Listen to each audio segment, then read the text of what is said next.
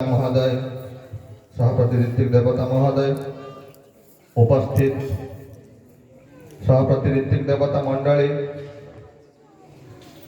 ठाकुर जी का पुत्र पांजाधारी कर्मीगण, गुरु भ्राता, माता एवं छोटे छोटे बच्चे, सबको मेरा सप्रीति राज जय गुरु।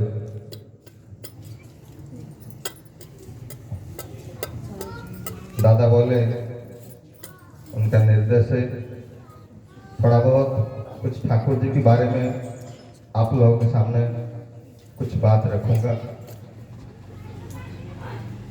फिलहाल मैं एनआईटी में रिसर्च स्कॉलर हूँ।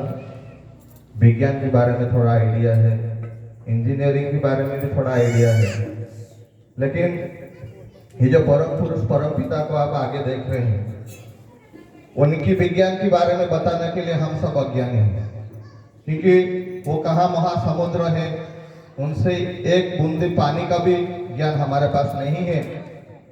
इसी हिसाब से बोला जाए तो मेरे आगे बहुत दिग्गज लोग बैठे हैं, महामनीषी लोग बैठे हैं, उनसे अब जरूर ठाकुर जी के बारे में ज्ञान का कुछ खुराक पाएंगे। थोड़ा भी ये छोटा मस्तिष्क में जितना भी समझा हो, मैं मेरा अनुभव के हिसाब से आपकी आगे थोड़ा बहुत कुछ बात रखने के लिए कोशिश करूंगा। दादा बोल रहे थे हर युग में पुरुषोत्तम आते हैं, भगवान आते हैं। क्यों आते हैं? ऐसे धरती पर उनका जो सृष्टि, उधर जो उनका जो सर्जना हुआ है, वो जब कुछ दुख कष्ट उनके ऊपर आता है, तभी उनको बचाने के लिए स्वयं भगवान ये मनुष्य रूप पकड़ कर आते हैं। थोड़ा आप लोगों को रिक्वेस्ट करूंगा, थोड़ा आवाज ना करके, थोड़ा मेरा बात ज्यादा नहीं, और आधा घंटे के अंदर ये सत्संग खत्म हो जाएगा। तो एक सबके मन में एक सवाल आता है, क्यों इंसान बनकर परम पुरुष हर युग में आते हैं? आप देखिए, कभी श्री रामचंद्र बनकर आए थे, कभी श्री कृष्ण चंद्र बनकर आए थे। ये कलयुग की शेष घड़ी मुहूर्त में परम प्रेममय श्री श्री ठाकुर अनुकूल चंद्र होके आए हैं। एक सबके मन में सवाल आता है, क्यों वो इंसान बनकर आते हैं?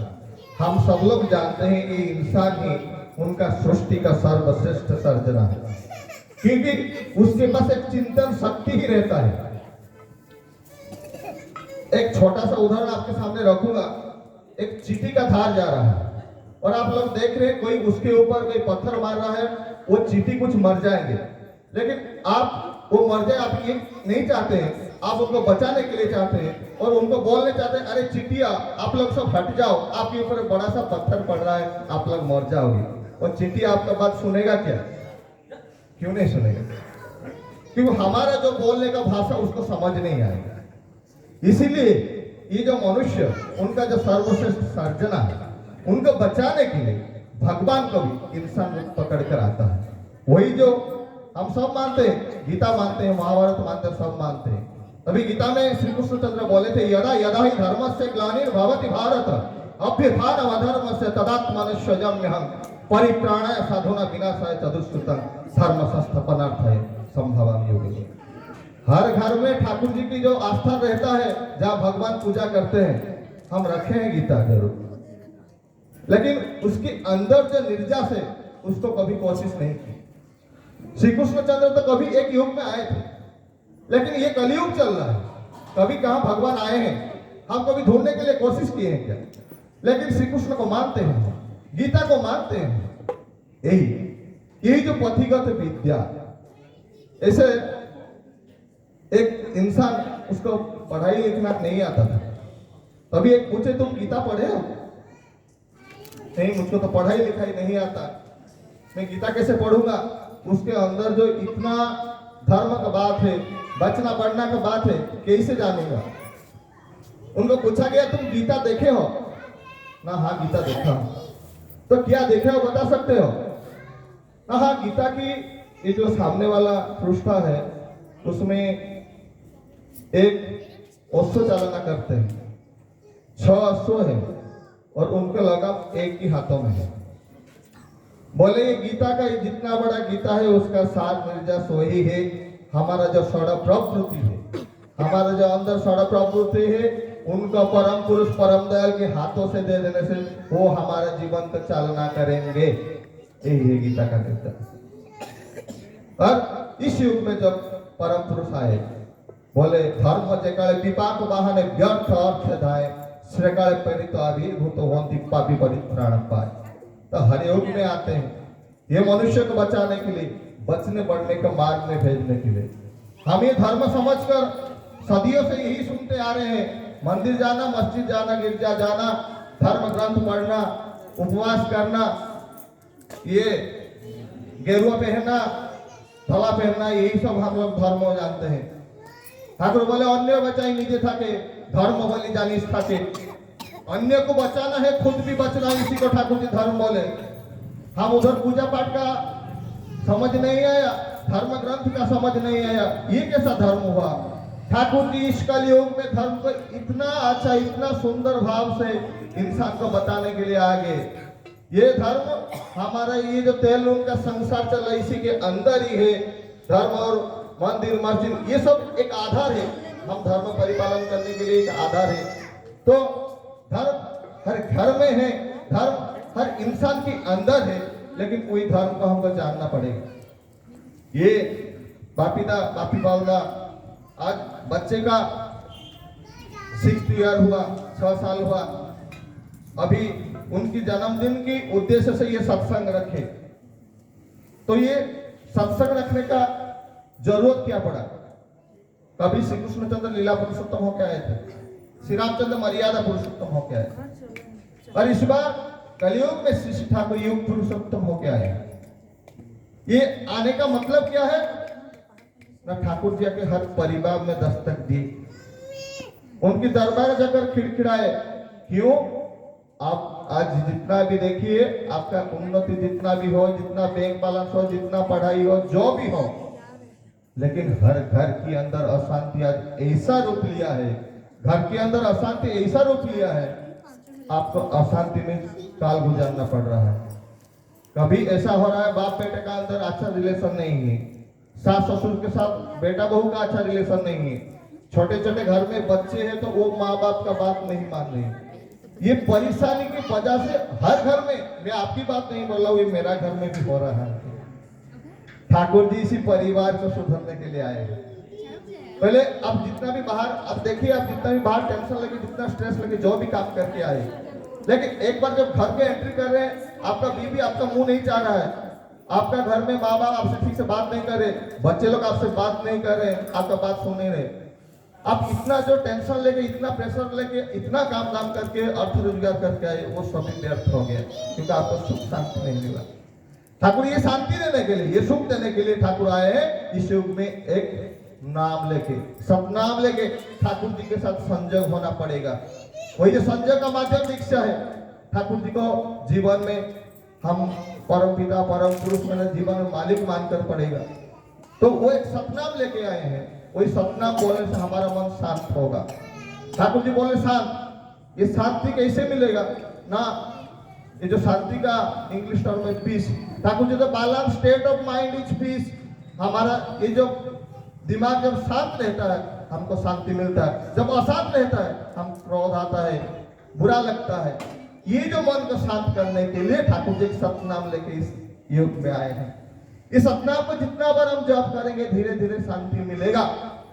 और ये सत्संग को बोला जा रहा है मैन मेकिंग फैक्ट्री।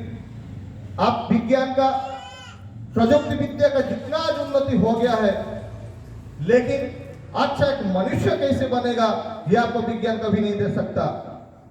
अच्छा पेड़ पौधा, छोटे पेड़ में बहुत फल धर सकता है, ऐसा भी कुछ विज्ञान आपको दे दिया, लेकिन अच्छा मनुष्य कैसे बनेगा विज्ञान आपको दिया है क्या? अभी तक वो रिसर्च नहीं हो पा रहा है। वो रिसर्च सिर्फ इन्हीं के पास है, अच्छा मनुष्य तैयार करने के लिए। तो मनुष्य अच्छा बनने के लिए उनका जीवन में पकड़ कर चलना पड़ेगा, उनका बात मानना पड़ेगा। तो ये जो दीक्षा से संजोग होते हैं आप उनके साथ। ठाकुर जी 12 साल में दीक्षा का बात बोले हैं। जब बच्चा 12 साल होता है उसको दीक्षा में ठाकुर जी के साथ बांधने के लिए बोल रहे हैं। क्यों? अब ये जो कुम्हार जो मिट्टी का पात्र बनाता है, पहले जो मिट्टी गीला रहता है उसको एक साइड देता है, फिर वो आग के संस्पर्श में आके उसको पकाता है। लेकिन आप जब चाहेंगे ये आग के संस्पर्श में आके पक गया, उसके बाद उसका सेफ साइड चेंज करने के लिए वो टूट ही जाएगा ना, टूट ही जाएगा। जो आपको चेंज करना जब कच्चा रहता है मिट्टी तभी चेंज करना पड़ता है। इसीलिए ठाकुर जी बोले 12 साल एक का एक स्टेज है जब इंसान का रिसीविंग कैपेसिटी बहुत रहता है, तभी इसी मुहूर्त में हमको ठाकुर जी के साथ उसको बांध देना पड़ेगा। और ठाकुर जी का जो विधि विधान है, ठाकुर जी बोले हम ऐसे समझते ना, कोई भी धर्म अनुष्ठान जाते हैं, सत्संग जाते हैं, थोड़ा हमको आशीर्वाद कर दीजिए, हम बच्चा कैसे अच्छा पढ़ेगा, मेरा तबीयत ठीक हो जाएगा, जो भी कुछ। ठाकुर जी बोले आशीर्वाद कुछ ऐसा नहीं है। अनुशासनवाद जो मानता है वो आशीर्वाद का अधिकारी होता है। अनुशासनवाद मतलब उनका जो बोला गया, उनका जो कथनी है, उनका जो बोला गया है, उसको हम जितना मानकर चलेंगे उतना उनका आशीर्वाद का हम अधिकारी होंगे। ठाकुर जी कुछ मिराकिल की बात नहीं बोले, अलौकिक बात कुछ नहीं बोले। क्या करना है, क्या बनना है, कैसे होना है, डू बी एंड हैव। आप करेंगे तो बनेंगे, बनेंगे तो पाएंगे, ये सुनिश्चित है। आपको कोई मंत्र करके पेन दे देगा, बच्चे जाके लिखेगा, पास हो जाए, ठाकुर जी ऐसे नहीं बोले। ये जो पारिवारिक जीवन में, इस पारिवारिक जीवन में धर्म को कैसे परिपालन करना है, सास ससुर बेटा बहू बच्चे लोग के अंदर कैसे सुसंपर्क गठन करना है, उसके बाद और जीवन में धर्म कैसे परिपालन करें, यही ठाकुर जी का बोले हैं। ठाकुर जी बोले हर कारण के अंदर धर्म फूटना चाहिए। ठाकुर जी बोले धर्म यदि न फुटला तो जीवन प्रतिदिन वास्तव करे बातिल करी रक्त ताकू की है बतर से कोई धर्म में। मैं जो भी कुछ कर्म कर रहा हूँ, खा रहा हूँ, पी रहा हूँ, जा रहा हूँ, किसी के साथ बात कर रहा हूँ, उसी के अंदर धर्म फूट उठना चाहिए। मतलब कोई दूसरा का निहत नहीं होगा, मैं भी बच रहूंगा। ठाकुर जी पहले बोले थे ना, अन्य बचाई निजे था कि धर्म बोले जानिस था कि मेरा सब काम के अंदर ये रहना चाहिए। इसी को ठाकुर जी धर्म बोले, और हर कर्म के अंदर ये धर्म को फूट उठना चाहिए। तो मेरे ठाकुर जी का ये तो बच्चे के बारे में बहुत कुछ बोला गया है, अभी टाइम बहुत शॉर्ट है। मेरे आगे ज्ञानी मुनि लोग बैठे हैं, आप लोगों के आगे ठाकुर जी का बात रखेंगे। सर्वश्रेष्ठ में वही बच्चे का ठाकुर जी के पास उसका शांति स्वस्ति कामना करते हुए मेरा वाणी का विराम लूंगा। और ठाकुर जी का एक बात है, कृतित्व करवाता है बच्चे को। और ठाकुर जी बोले मातृभक्ति अटूट जते सही चले कृतित्व। तो मतलब माँ के प्रति उसका प्यार प्रेम जितना रहेगा, उनका बातों मानकर जितना चलेगा, ठाकुर जी बोले एक बच्चे के अंदर कृतित्व तो आएगा ही आएगा, निसंदेह ये है। तो देखिए जैसे घर में माँ बाप को बच्चे लोग मान के चलेंगे, उनका जीवन ऐसे परिवर्तन होगा और ऐसे कृतित्व मिलेगा। इतना ही कह के मैं मेरा वाणी का विराम देता हूँ। जय गुरु।